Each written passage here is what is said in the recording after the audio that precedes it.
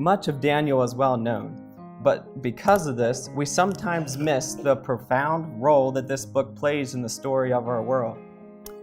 The Bible is a divine book, penned by humans, and the supernatural is involved. Today, we're going to be looking at chapter 1. In the 3rd year of the reign of Jehoiakim, king of Judah, Nebuchadnezzar, king of Babylon, came to Jerusalem and besieged it. The Lord gave Jehoiakim, king of Judah, into his hand with some of the vessels of the house of God. Then he brought them to the land of Shinar, to the house of his God. He carried them into the treasure house of his God. Then the king spoke to Ashpenaz, the chief of the eunuchs, to bring him some of the captives of Israel, and some of the royal family, and some of the nobles, young men, who there was no blemish, but handsome, skilled in wisdom, well-grounded in letters, intelligent and prudent, and had the ability to serve the king's house, and whom they might teach the letters and language of the Chaldeans. The king also appointed a daily provision for them from the king's table, and from the wine he drank, he gave orders to educate them for 3 years. At the end of that time, they were to stand before the king. Now among them were Daniel, Hananiah, Azariah, and Mishael, sons of the tribe of Judah. So the chief of the eunuchs gave them names. To Daniel he gave the name Belteshazzar, to Hananiah Shadrach, to Mishael Meshach, and to Azariah Abednego. But Daniel purposed in his heart that he would not defile himself with the king's food, nor with the wine he drank. Therefore he entreated the chief of the eunuchs that he might not defile himself. Now the Lord gave Daniel mercy and compassion in the sight of the chief of the eunuchs. So the chief of the eunuchs said to Daniel, I fear my lord the king, who ordered your food and drink, lest he see your countenance gloomy in comparison to the young men your equals. Then you would endanger my head before the king. So Daniel said to Melzar, whom the chief of the eunuchs appointed over Daniel, Hananiah, Mishael, and Azariah, test your servants for 10 days, and let them give us vegetables to eat and water to drink. After this, let our countenance be observed by you in the countenance of the young men who eat the king's table, and deal with your servants as you see fit. So he agreed with their proposal and tested them for 10 days. At the end of 10 days, their countenance was observed, and they were more fit, stronger in body than the young men who ate from the king's table. Thus, Melzar took away the food and wine and gave them vegetables instead. As for these 4 young men, God gave them understanding and insight into all letters and wisdom. He gave Daniel understanding in all visions and dreams. Now when their education was complete, the king ordered all the young men to be brought in. Thus the chief of the eunuchs brought them before Nebuchadnezzar. So the king spoke with them, and among all of them, none were found like Daniel, Hananiah, Mishael, and Azariah. So they stood before the king. In every saying of wisdom and understanding about which the king examined them, they were found 10 times better than the enchanters and wise men in all of his kingdom. Thus Daniel continued to the 1st year of the reign of King Cyrus. Now the first 2 verses of this chapter state something that happens so frequently in history we just can't get excited. Nebuchadnezzar, king of Babylon, came and attacked Israel and besieged it.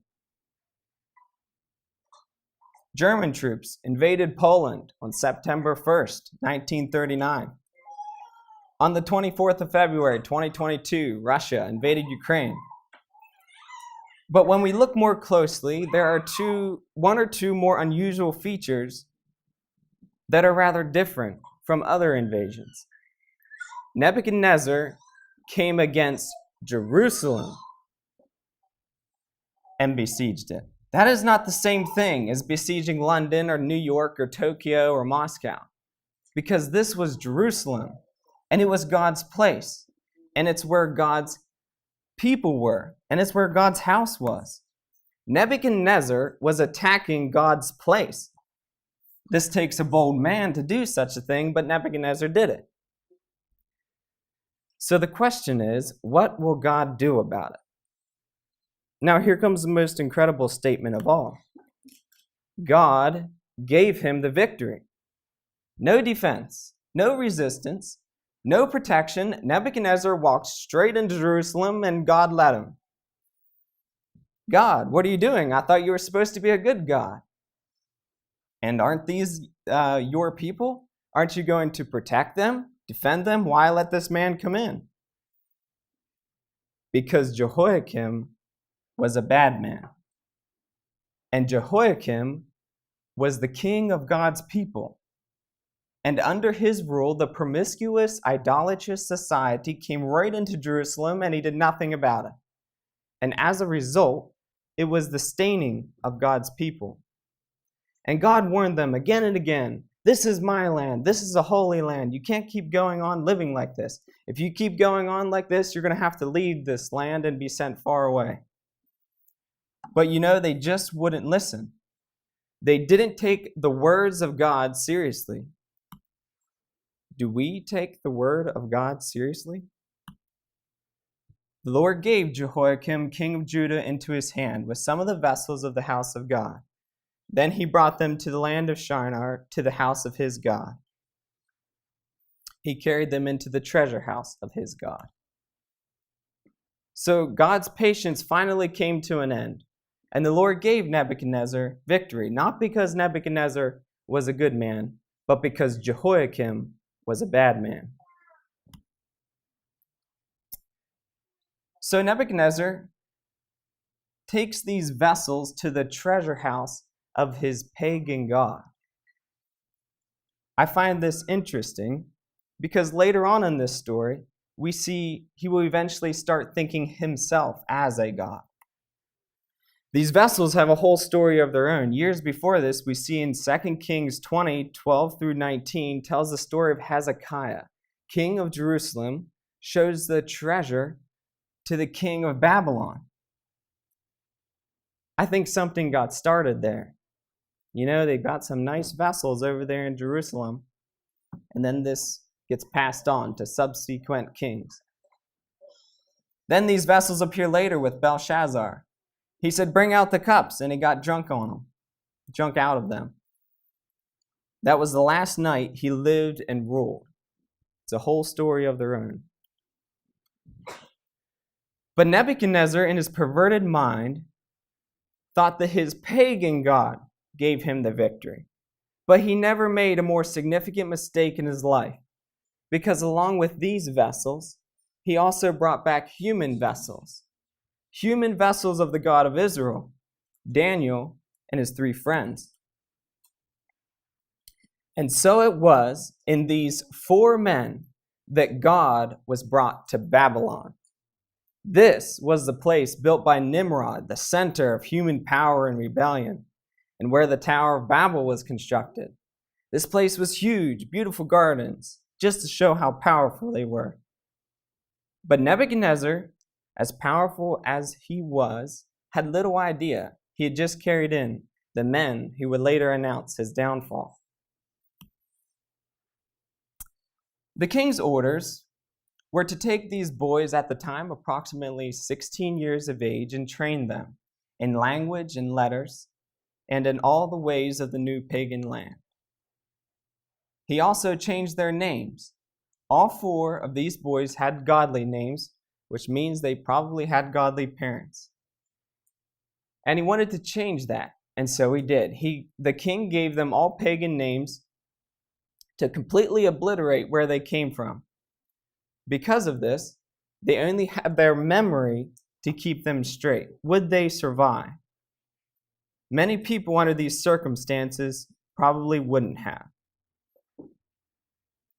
As you grow up, there will be a time when you will have to make a decision. There will be something in your life that will cause you to come to a crossroads. You will have to make a choice. Make the right choice, and the others will come easier. Make the wrong choice, and you might continue a destructive path for the rest of your life. So how did this decision come up with Daniel and his friends. It came up in a rather surprising way. The kitchen. The king wanted them fit and well nourished, so he gave them the best of their food straight off the king's table. And it was this that was the parting of the ways. But why food? He was willing to do less than godly schooling. He also allowed them to change his name. So why the food? Because it was the first thing that positively contradicted the commands of God. But you can ask the question, now why was this rich food wrong for Daniel? David Paulson, in his Unlocking the Bible series, lists a few possibilities. As a Jewish boy, Daniel was not allowed to touch the meat with blood in it, or meat flesh from unclean animals. Another one is this. The Persian word used for food does not only mean choice food. This word also can be used in the same way that means offering or tribute. And in those days, they would pray before they eat, but they would pray to their pagan god. And this food would be offered to their pagan god. In any case, the point is the same. Daniel knew in his conscience that if he took the meat, he would be defiled. So at the young age of 16, Daniel made the right choice. The second thing that I want to point out is this. Daniel had courteous courage. It's one thing to do the right thing. It's another thing to do it in the right way. It is one thing to have principles. It is another thing to be rude and defiant about them. But Daniel not only made the right decision, he had the right attitude. So while he was able to stand firm and be different from the others, he did not lose their respect. He didn't say, I'm a Christian. I'm not going to eat that meat. You can just tell old Nebuchadnezzar the pound sand. So often, we might be able to make the right decision, but it's in the wrong way. Daniel wasn't rash. He was reasonable. He was not aggressive. He was approachable. So he went to Ashpenaz, the chief of the counselors, and he said, look, I'm afraid eating this food is against my conscience. I'm putting in a formal request. May I eat vegetables and water instead? He was courteous as well as courageous. Poor Ashpenaz said, brother, the king's going to have my head when he sees how scrawny you're going to fade away. You can't live on vegetables and water. Sorry, my life is not worth it. I can't let you do it. Now, did Daniel blow up at him and start yelling at him? No, he waited. He waited to talk to the waiter.